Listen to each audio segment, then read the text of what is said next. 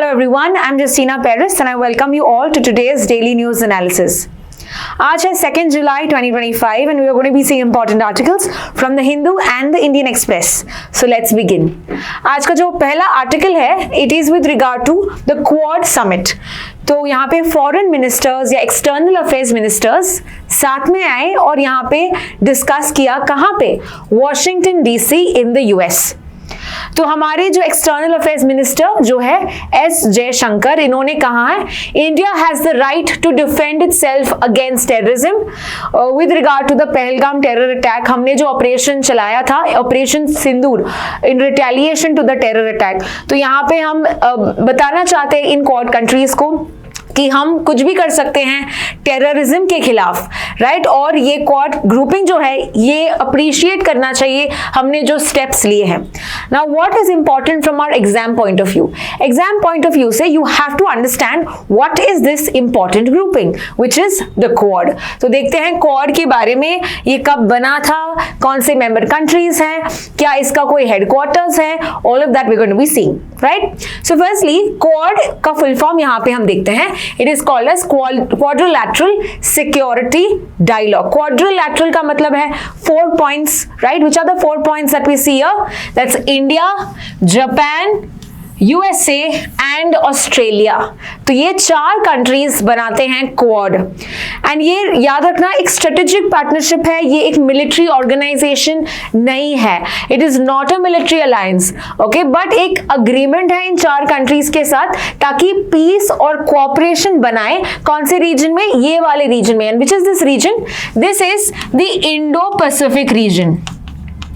सो कहा जाता है कि ये ग्रुपिंग इसीलिए बना है ताकि चाइना का जो डोमिनेंस है इसको कम किया जाए। That is why this only these 4 countries have formed, so in opposition to China's increasing strength in the Indo Pacific region. ये फॉर्म किया गया था आसियान के फॉर्मल रीजनल फोरम के दौरान। एंड ये जो कंट्रीज हैं they account for 24% of the global population, 35% of the GDP and 18% of the global trade.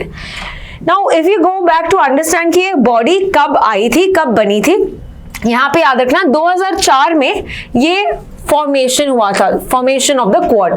Okay, so ये 4 कंट्रीज आए थे स्पेशली आफ्टर जो सुनामी हुआ था in the Indian ocean region. However, हम देखते हैं in the coming years quad ठंडे बस्ते में चल गया था, मतलब it was not a very active body. तो 2007 में हम देखते हैं कि of course it started taking interest. उनका फर्स्ट ऑफिशियल मीटिंग हुआ था 2007 में। But in this particular period 2008 से लेके 12 we see the dissolution of the quad. Now why is it that the quad got dissolve? It is because Australia इस group से बाहर निकला, because it did not want to be seen as an adversary to China, as an opposition to China। तो इसीलिए Australia ने withdraw कर दिया। But वापस से प्राइम मिनिस्टर ऑफ जापान जो उस टाइम पे थे शिंजो एबे, now he has passed away. So Shinzo एबे जो है इन्होंने वापस से बोला कि हमको वापस से रिवाइव करना चाहिए इस ग्रुपिंग को। And that is when 2017 the quad was revived. Now remember quad का कोई हेडक्वार्टर्स या फॉर्मल सेक्रेटेरिएट नहीं होता। जहां पे मीटिंग होता है दैट इज वेयर द या जो होस्ट कंट्री होती है that is where the meetings and all happen, right. Further ये एक्सपैंड किया specially in the time of COVID. तो 21 से 24 की अगर हम बात करें, every year they have had a meeting. तो लास्ट ईयर यानी कि 2024 the meeting took place in USA, और इस साल यानी कि 2025 it is going to be in India. So ये जो मेन क्वाड लीडर्स मीटिंग है ये इंडिया में होगा। और जो अभी का मीटिंग हमने देखा with regard to S Jaishankar, that is a foreign ministers meeting, that happened in USA, ठीक है, that was in USA Washington DC. लेकिन the main meeting will happen in India this year. That is why it is possible कि यहाँ पे questions आ सकते हैं। So what are the things that cooperation होता है, जैसे कि कोविड के टाइम पे वैक्सीन वर इंपॉर्टेंट, तो वैक्सीन डिप्लोमेसी, या हम देखते हैं कि इनका एक मिलिट्री एक्सरसाइज भी होता है and that is with regard to Malabar. इस एक्सरसाइज को हम कहते हैं मलाबार, जहां पे चारों कंट्रीज साथ में आके they share the best practices, humanitarian disaster relief के ऑपरेशंस, ये सब ये शेयर करते हैं इन 4 कंट्रीज में. So that is all with regard to quad. Let's proceed to the next article. अगला जो आर्टिकल हम देखते हैं, it is with regard to Dalai Lama, उनके सक्सेसर. And why are we studying this today? It's because in the coming days, यानी कि July 6th, Dalai Lama will celebrate his 90th birthday. Okay, so let's understand the history behind all of this. So in Dalai Lama, the 14th Dalai Lama, इनका नाम है Tenzin Gyatso. ठीक है, ये 90 years के हो जाएंगे जुलाई 6th, and it is said इस दिन में वो कुछ यहाँ पे हमको information देंगे with regard to the question of reincarnation, यानी कि जो next Dalai Lama के बारे में कुछ हमको information देंगे, ये बताया है. So it is very significant birthday for us, for all of us, to understand who the next Dalai Lama could be. So we will understand firstly कि दलाई लामा होते क्या है, what exactly is the significance of this position. तो दलाई लामा जो है, he is the spiritual leader of the Tibetan Buddhism. हम देखते हैं he is considered as the reincarnation of Avalokiteshvara. अभी अवलोकितेश्वरा का मतलब क्या है? Let me just erase this. Avalokiteshvara का मतलब क्या है? It is mainly a bodhisattva of compassion. अब bodhisattva जो है, it was considered like an avatar, like a reincarnation, like a rebirth. Okay? तो और ये क्यों करते हैं? Because they want to delay nirvana, ताकि वो दूसरों को help कर सके, दूसरों को enlightenment मिले, इसीलिए हेल्प कर सकते हैं. That is why bodhisattva is created. Now, पहला ऐसा दलाई लामा थे 1391 में, 1391. एंड अभी जो दलाई लामा हम देखते हैं is the 14th Dalai Lama. In fact it is said कि वो केवल 2 साल के थे when he was considered to be the next Dalai Lama. Now who and how do they decide कि अगला दलाई लामा कौन होगा? Now we see that in Tibetan Buddhism, जो मास्टर्स होते हैं, जो दलाई लामा जो स्पिरिचुअल मास्टर्स होते हैं, ये किसी और व्यक्ति या किसी और फॉर्म में जन्म लेते हैं. So after their death they are reincarnated, उनका रीबर्थ होता है. So it could be in the form of a child. So when Dalai Lama was 2 years, he was the next, he was considered. So इनको एक vision मिलता है, the previous Dalai Lama को एक vision मिलता है, और वो कुछ टेस्ट करते हैं कि क्या उनको चीजें याद है हमारी पिछले दलाई लामा की. So like know these small test करके they figure out that next Dalai Lama कौन होंगे. ये जो सिस्टम है, it's called as a tulku system. Okay, now coming to understand with regard to this Dalai Lama, in 2025 उन्होंने एक बुक लिखा था. So what was the name of the book? Voice for the voiceless. Okay, remember the name of this book, voice for the voiceless. इन्होंने यहाँ पे reaffirm किया था कि दलाई लामा जो होंगे अभी चाइना से नहीं होंगे. Okay, it could be probably from India also. It is likely that he is saying that it could be from India also. तो ये हमको ये information उनके बुक में मिलता है. Some background history about Dalai Lama. He was born in Taxter, जो है Tibet. That's called as Qinghai in China. The name is changed. Why? Because China ने annex किया था जो Tibet region है. So we know this is China. यहाँ पे we have the Tibet region and then India, right? तो हम देखते हैं कि चाइना ने इस रीजन को अनेक्स किया था and it considers Tibet to be part of its own territory. तो यहाँ पे बहुत सारे अपराइजिंग्स हुए थे 1951, 1959 एंड 1959 में हम देखते हैं दलाई लामा तिब्बत रीजन छोड़ के आ जाते हैं इंडिया, अरुणाचल प्रदेश से आ जाते हैं, और उस टाइम थे प्राइम मिनिस्टर जवाहरलाल नेहरू. तो जवाहरलाल नेहरू ने दलाई लामा को असाइलम प्रोवाइड किया, मतलब प्रोटेक्शन प्रोवाइड की. And where was he housed, where is he housed currently? It is Dharamshala. और धर्मशाला कहाँ पे है? हिमाचल प्रदेश में. So he is been settled here from a long time now and he's established the Tibetan government in exile 1960 में. मतलब इधर होके भी वो तिब्बत के गवर्नमेंट को यहाँ पे रूल करते थे. For example now what happened is 2011 में उन्होंने यहाँ पे जो स्पिरिचुअल लीडरशिप है ये तो मेंटेन किया, बट जो पॉलिटिकल अथॉरिटी है, so before he was both spiritual and political, like you must have heard about the खलीफ, right? तो उनका ऐसा ही सिमिलैरिटी हम दलाई लामा में देख सकते हैं. बट in 2011 इन्होंने political authority से do away किया and he is only now the spiritual leader of the Tibetan Buddhism. Okay तो ये एक पुरानी ट्रेडिशन थी, 368 years की tradition, having spiritual and political leader in one person, but ये उन्होंने चेंज किया. So let us see hopefully what will be the message of the Dalai Lama in the coming times with regard to the next person in reigns, right? Let's visit to the next question then. Next question is a very interesting article given in the Hindu about the sports journey. Okay, so this is everything about the sports as a sector कैसे evolve हुआ India में. So let's see the whole timeline.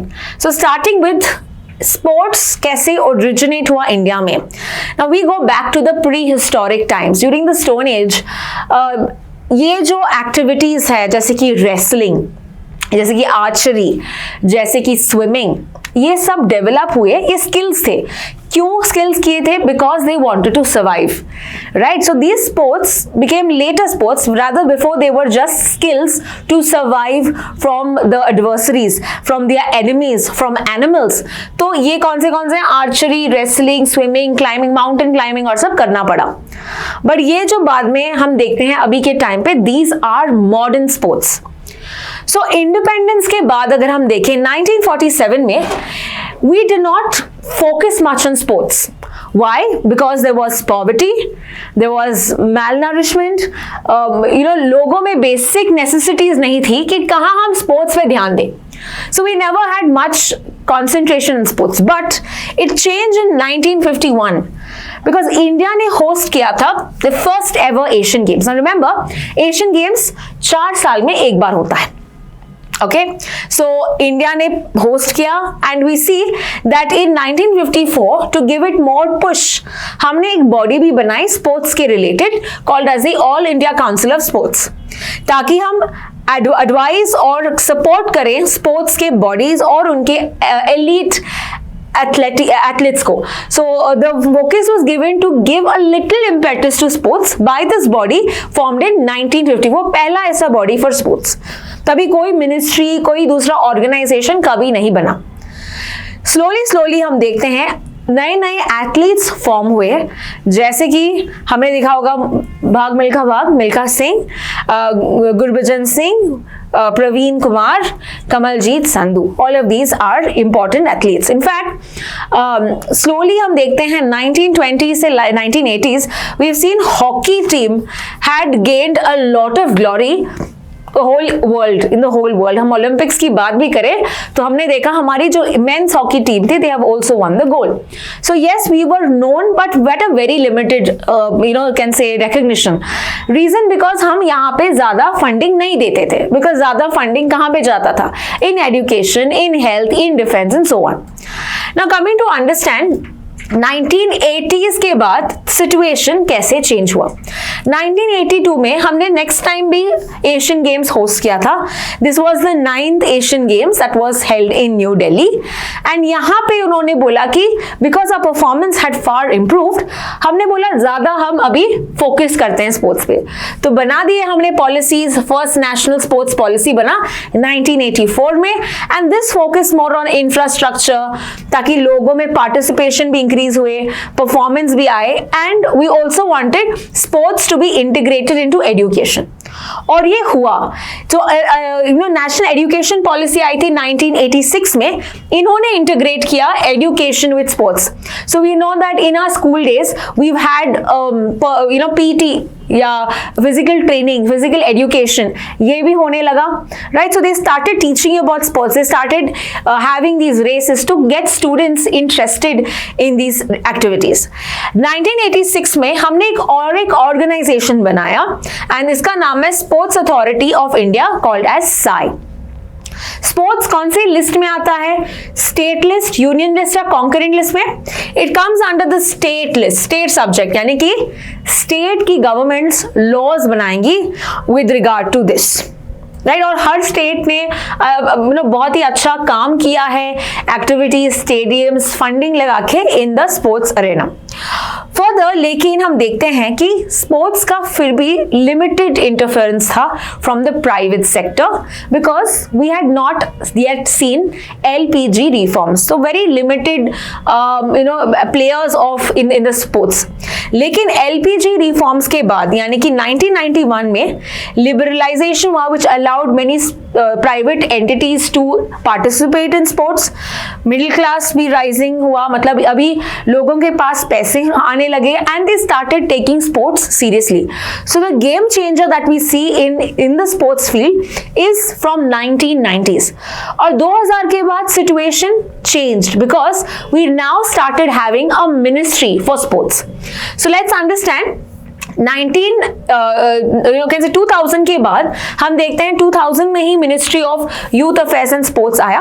Can you tell me who is the current minister of youth affairs and sports? Use the comment section to answer.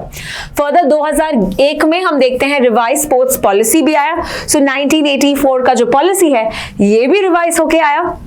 Further हम देखते हैं बहुत सारे यहाँ पे मेडलिस्ट आए इंडिया में. So firstly we see Rajyavardhan Rathore, Abhinav Bindra, these are for shooting, okay, and Vijender Singh and Mary Kom for boxing. Okay. Now 2011 में we see the National Sports Development Code coming into place and ये इन्होंने इंट्रोड्यूस किया स्पोर्ट्स फेडरेशंस को regulate करना. तो अलग अलग स्पोर्ट्स फेडरेशंस बनी स्टेट लेवल पे, तो इनको रेगुलेट भी करना आवश्यक ताकि they don't become corrupt, they don't have kind of nepotism और सब ना हो. Mainly the talent is recognised, that is why they started, they thought कि हमको इनको भी रेगुलेट करना नेसेसरी है बिकॉज स्टेट में स्टेट सब्जेक्ट में आया ये. तो गवर्नमेंट ने बहुत सारी स्कीम्स भी बनाए जैसे कि TOPS called as the target olympic podium scheme, ताकि एनकरेज करे ये एथलीट्स को with regard to olympics level बनाए इनको. Further Khelo India 2017 talent identification हुआ at the school, at the ground level, at the university level. And finally the fit India movement जो आया 2019 में, and this promoted physical activity and public health. Further we see that हम national level sports भी करते हैं. Can you tell me where was the 38th national level sports? And अगला जो है मतलब इस साल जो 39th वाला होगा ये कहां पे होगा? Can you add that in the comment section also. चलो let's proceed to understand then हमारे जो स्पोर्ट्स में हम इतना फोकस क्यों कर रहे हैं. स्पोर्ट्स में हम इसीलिए फोकस कर रहे हैं बिकॉज इंडिया चाहती है कि वो ओलंपिक्स को होस्ट करे इन 2036. हमको पता है जो पिछला ओलंपिक्स हुआ था that happened in 2024, right, and that happened in Paris. जो 2028 में होगा that is happening in Los Angeles. And 2036 की अगर हम बात करें तो नेक्स्ट ओलंपिक्स ऑफ 28 फिर होगा 36 में नहीं, फिर होगा 32 में एंड देन होगा 36 में. सो जो 36 वाला है वो हम चाहते हैं हम होस्ट करें. फर्दर 2024 की अगर हम बात करें we have also seen a draft national sports policy coming into place, लेकिन इसको फाइनलाइज अभी तक नहीं किया है. फर्दर ये नेशनल स्पोर्ट्स पॉलिसी जो आया था 2025 में, इसको बताया था as Khelo Bharat Niti. Remember this name because this has been the name of the sports policy. We have given it Hindi name Khelo Bharat नीति. सो यहाँ पे हम देखते हैं गवर्नमेंट पुश कर रहा है because it wants to take up the leadership in sports all over the world. Now coming to also understand India में स्पोर्ट्स में भी चैलेंजेस हैं. जैसे कि अगर हम देखते हैं doping in sports. What do you mean by the term doping? Doping का मतलब है कुछ यहाँ पे सप्लीमेंट्स लेना, ओके, जैसे कि ड्रग्स लेना ताकि तुम अच्छा परफॉर्म करो इन स्पोर्ट्स. तुम्हारे जो यू कैन से कुछ ऐसे ड्रग्स लिया जाता है ताकि वो स्पोर्ट्स में बेटर परफॉर्म करे as compare to the other people. Now that is forbidden in sports, ये बैन किया है. And we also have an organization called as World Anti-Doping Agency जो 1999 में बनी थी और इनका हेडक्वार्टर्स है मॉन्ट्रियल स्विट्जरलैंड, मॉन्ट्रियल कनाडा में. Okay, so now the main work of this agency formed by the Indian international Olympic association, तो वाडा बनाया था ताकि वो स्पोर्ट्स में जो ड्रग्स यूजेज है इसको बैन करे। And if you are found, आप पे पेनल्टीज लग सकती है, आप बैंड हो to appear in sports. And we see that इस पर्टिकुलर रिपोर्ट, इन्होंने एक रिपोर्ट दिया था, एंड इस रिपोर्ट में we have understood that India is सबसे largest highest in doping in sports. Okay, तो इंडिया में हमारा रेपुटेशन इतना कुछ खास नहीं है, because India is ranking number 1 in with regard to the doping in sports. तो इसमें बहुत सारे हमारे चैलेंज है, फर्दर इंफ्रास्ट्रक्चर का चैलेंज है, so lot of things that we need to look after if we want to take up leadership, if we want to have the reputation in the sports field. That's all with regard to this article. Let's proceed to the next article. अगला article है employment linked initiative. तो यहाँ पे हमारे cabinet ने approve किया एक नया स्कीम, नया इनिशिएटिव, एंड यहाँ पे इट इज सेड कि 99,000 करोड़ दिया गया है. So it's a very huge fund. That's why this is an important scheme. What is the scheme related to? It is related to employment, right? To employment generation, especially in one sector. Which is that sector?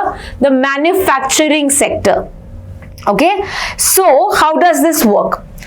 यहाँ पे we see that जो भी jobs create किए गए हैं from April 1st 2025 to July 31st 2027 इस scheme के लिए valid है, eligible है.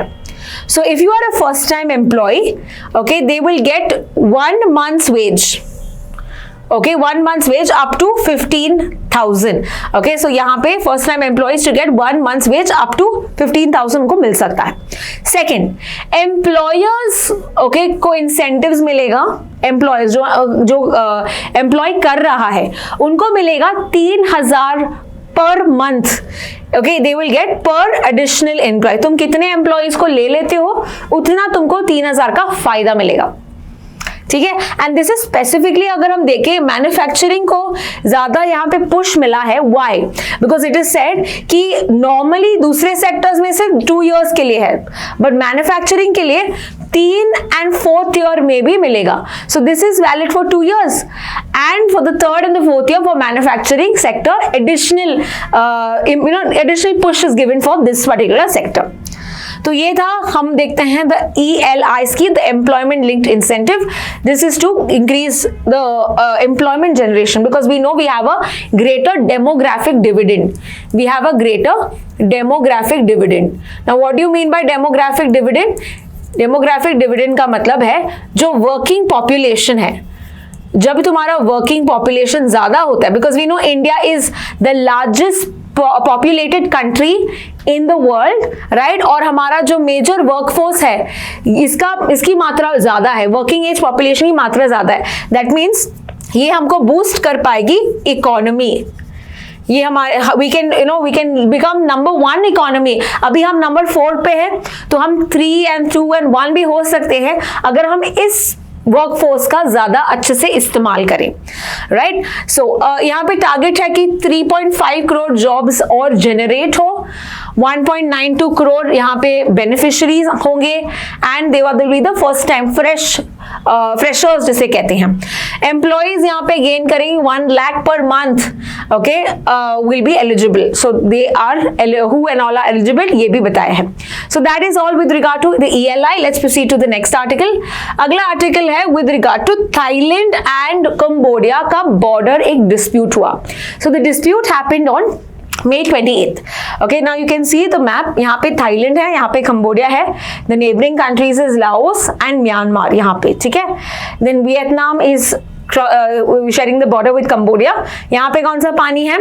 We have the South China Sea and यहाँ पे we have the Andaman Sea. Okay, so this way we have India.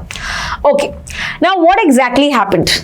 यहाँ पे हम देख सकते हैं थाईलैंड की प्राइम मिनिस्टर जिनका नाम है Paetongtarn Shinawatra. For easier purpose I am just calling her Shinawatra now. तो शिनावात्रा ने कॉल किया था, एक कॉल हुआ था किनके साथ? कंबोडिया के सीनेट प्रेसिडेंट, ओके, जिनका नाम है सेन, ओके, हुन सेन. ना ये जो कॉल हुआ था जून 15 को, ये लीक हुआ. अभी क्या था इस कॉल में? So when there was a border clash that happened between Thailand and Cambodia, और एक कंबोडियन सोल्जर का भी डेथ हुआ था. So the clash really was really bad. And ये कॉल में जो prime minister of Thailand uncle बुलाती है किसको, द कंबोडिया के जो जो ह्यून सेन है, जो है सेनेट के प्रेसिडेंट। और बिकॉज अंकल क्यों बोलते हैं, बिकॉज इनके रिलेशंस बहुत अच्छे थे उनके फादर से, जो एक एक्स पीएम भी थे। Now in this call she is calling the Thailand military okay as an opponent, उनको अंडरमाइन कर रही है ये। She says that they were just acting too cool and I quote that because that's what she said. So इनको यहाँ पे undermine किया उनके ही थाईलैंड के ही मिलिट्री को। Now that was not liked by the people of Thailand. तो Thailand की जो कॉन्स्टिट्यूशनल कोर्ट है, इन्होंने थाईलैंड के पीएम को अभी सस्पेंड कर दिया। So currently who is the acting prime minister? इनका नाम है सूर्या। ठीक है, this is the current acting PM because अभी शिनावात्रा को हटा दिया है। So let's understand what is this border issue that we are seeing right now quickly. यहाँ पे हम देखते हैं that it was linked to 1907, मतलब बहुत ही पुराना ये इशू है, फ्रेंच कॉलोनियल मैप, जहां पे कंबोडिया बताता है कि ये मेरी टेरिटरी है, whereas Thailand does not agree with it. Thailand disputes this map accuracy, उनको पसंद नहीं है 1907 वाला मैप। ओके, नाउ कौन सा रीजन एक डिस्प्यूटेड रीजन है between the two countries? The name of the region is Preah Vihear temple. ये यूनेस्को एक हेरिटेज साइट है, वर्ल्ड हेरिटेज साइट है, so this is important. Now whose territory does it come? The International Court of Justice ये बताती है कि 1962 का ruling कि ये कंबोडिया के अंदर है, कंबोडिया फेवर में है, whereas even 2013 में भी इसको रीअफर्म किया है कि yes this is coming under Cambodia. लेकिन थाईलैंड को इससे दिक्कत है, Thailand does not agree with the same। तो ये पूरा आर्टिकल हमने देखा, डिस्प्यूट देखा, कुछ हमारे लिए इंपॉर्टेंट फैक्ट्स है ये हमने देख लिए। Let's proceed to the next article. जो हमारा नेक्स्ट आर्टिकल है, this is with regard to tiger reserve. So what happened is there has been a tiger जो एक घर में एंटर किया in Jharkhand. So this leaves us to question कि क्यों टाइगर्स इधर उधर भटक रहे हैं। Reason because there are two reasons. एक है वो प्रे यानी कि शिकार की वजह से, और एक पार्टनर की वजह से। So there are two reasons why the tigers are moving. Now what is important for us that we are going to focus on. And tigers हम देखते हैं, male tigers usually they keep shifting, they keep moving, whereas female tigers या tigress ये हमेशा आपके जो birth place है वही रहती है, जिसके कारण यहाँ पे जेंडर को हम देखते हैं चेंजेस होते हैं। So females are just found in one region whereas the male tigers keep rotating. Now let's understand some quick facts with regard to tigers. हम देखते हैं कि recently कौन से टाइगर रिजर्व न्यूज में था। One was the Madhav tiger reserve, okay, और ये कहाँ पे है? ये मध्य प्रदेश में है, विच is the 58th tiger reserve of India. 58th tiger reserve, Madhav tiger reserve, ठीक है। इसके अलावा हम देखते हैं कि the biggest tiger reserve okay in India ये है नागार्जुना सागर।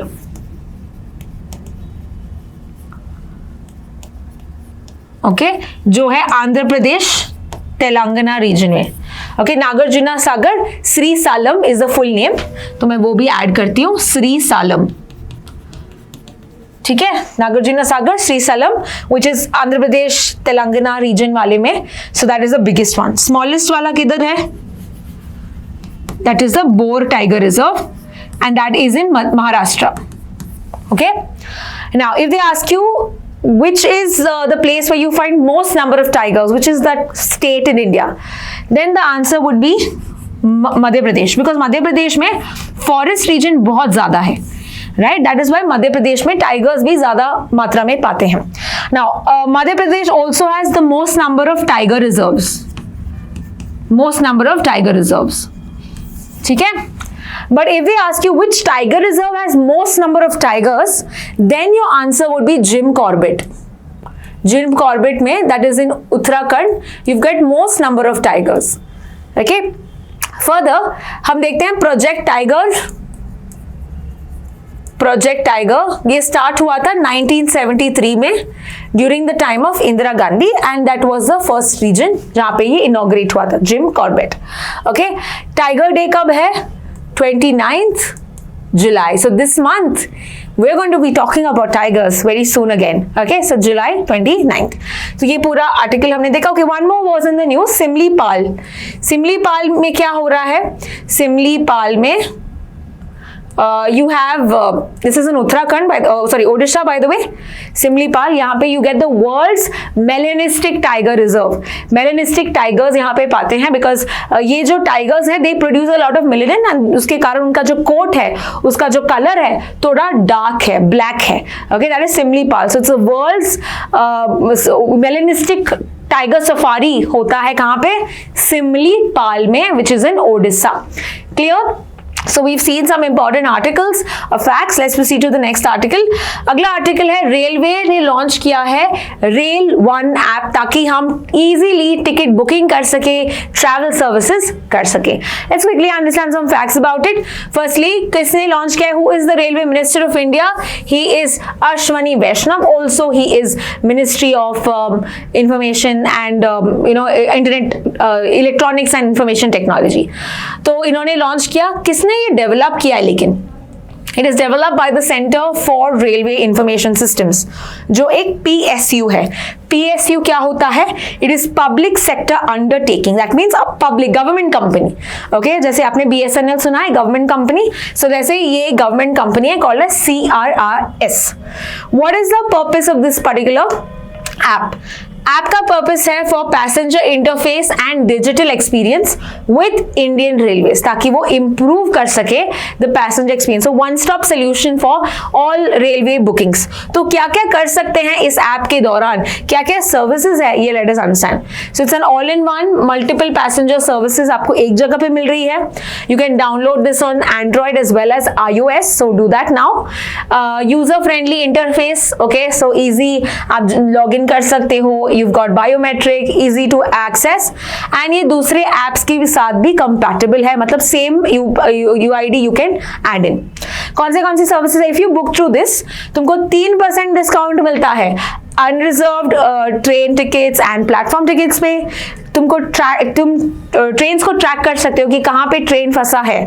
फर्दर ग्रीवेंस, अगर तुमको कंप्लेंट्स करना है, केटरिंग ऑर्डर करना है, porter booking. Okay, you want coolie या एक जगह you want somebody to pick up your bags, अगर तुमको हायर करना है किसी को, वहां वो से भी कर सकते हो. एंड टैक्सी सर्विसेज भी तुम यहाँ पे ले सकते हो. So a lot of things. And if you are a frequent user of railways और your parents do keep booking or keep going through this, you can use this and you can tell them information about this. Okay, so that is with regard to Rail One app. Let's proceed to the next article. अगला article defense. So हम 2-3 articles defense के करेंगे. So quickly for the exam, especially with regard to AILET and other SLAT exams, we'll see this. INS Tamal. INS तमाल क्या है, किसने बनाया है? Now this is mainly commissioned at Russia, मतलब Russia का है ये, Kaliningrad. Okay, that is the place where it has been commissioned. ये एक फ्रिगेट है. फ्रिगेट का मतलब क्या है? Frigate are smaller ships that are mainly used for patrolling. ठीक है, तो ये हमेशा एस्कॉर्ट करते हैं बड़े शिप को. इसमें भी होता है missiles and everything, but it is not as big as a destroyer. Destroyer is the one that actually is used during wars, whereas this one is just for patrolling. Day to day purpose के लिए भी इसका इस्तेमाल होता है. Navy इसका इस्तेमाल करती है. So this is the last ever foreign build worship जो इंडिया ने लिया है, बिकॉज इसके बाद हम खुद से बनाएंगे, एंड दैट इज व्हाट आत्मनिर्भर भारत इज. राइट. फर्दर ये कौन से प्रोजेक्ट के अंदर बनाया था? It was project 1335.6, that is in the name of the project. And इसको इजी बताते हैं तलवार क्लास. ओके, सो इसके पहले तमाल के पहले हमने लास्ट फ्यू मंथ्स के पहले देखा था Tushil. So Tushil, Tamal, these are all the ships, the frigate ships, and who has built it? Russia से लिया है हमने. सिमिलरली खुद से भी बनाया हमने. तो आज के आर्टिकल में खुद से बनाने वाला भी शिप आया है, फोटो यहाँ पे देख रहे हो आप, उदयगिरी. और कौन से प्रोजेक्ट में ये बनाया है? This is under project 17A. So this is the second such steel frigate. Can you tell me which is the first ever steel frigate delivered to the Indian Navy? You can add that in the comment section under project 17A. पहला वाला कौन सा है ये तुमको बताना है. Now किसने ये बनाया है? This is the Mazagon Dock Ship Builders Limited जो मुंबई में है, and it is used for blue water missions यानी open sea ocean missions, conventional non conventional इसमें threats को टारगेट कर सकता है. It will have missiles also, so that will be used, and it is also stealthed, मतलब it is difficult to be found by the enemy radars. So that is what Udaygiri जो हमने बनाया, जो Russia ने बनाया तो शील तमाल, जो इंडिया ने बनाया उदयगिरी. ठीक है, तो ये आपको पता होना चाहिए. And the last article of the day which is India France ने एक आर्मी एक्सरसाइज कंक्लूड किया, मतलब ये समाप्त हुआ था 18 जून को स्टार्ट हुआ था फ्रांस में. The name of the exercise is Shakti 2025. Now remember, ये आर्मी एक्सरसाइजेज है, यानी दोनों कंट्रीज इंडिया और फ्रांस की आर्मी करती है.